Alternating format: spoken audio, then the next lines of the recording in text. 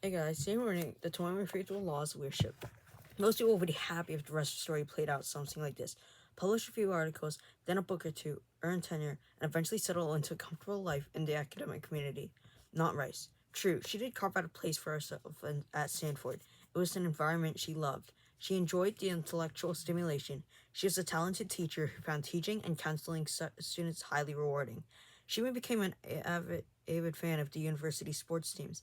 She thrived and received one award after another. She spent a year at the Pentagon in an advisory position with the Joint Chiefs of Staff. She called it a reality check. Practical experience that informed her teaching and writing. She, she was quickly made an associate professor.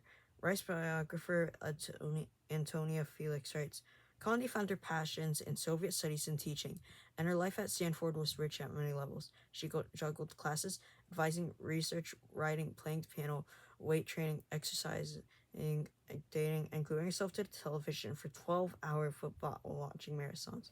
Rice was living an ideal life. She was making the most of her talents, she had a great influence, and she was helping to shape the next generation of leaders and thinkers. But then in 1989, the White House called. She was invited to accept a position on the National Security Council as Director of Soviet and East European Affairs.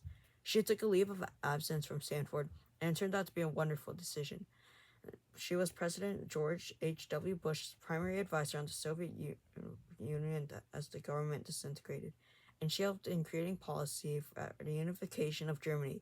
It made her one of the world's experts on the subject. She returned to Stanford after 2 years in Washington. It wasn't an easy decision, Rice remarked. I felt that it's hard to keep an academic career intact if you don't come back in about 2 years.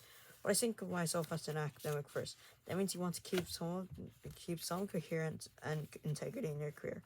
Back at Stanford, she received even greater clout. In the 2 years that she was made a full professor to age 38.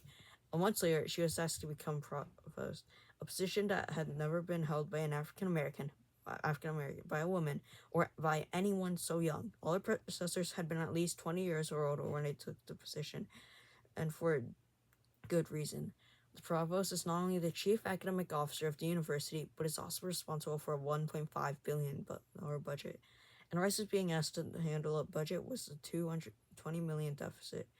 Though it meant maintaining a grueling schedule and giving up more of her personal life, she accepted the challenge, and she succeeded, turning the budget around and creating a $14.5 million reserve, all while continuing to teach as a political science professor. So basically just saying that, yeah, she's not practicing music anymore.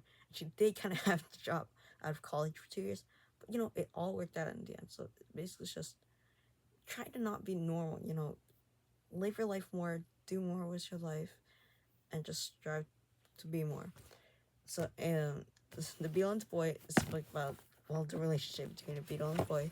And it only so works. My book's about a kid, and it's also work. As a kid, it's a book on how successful their mom and dad.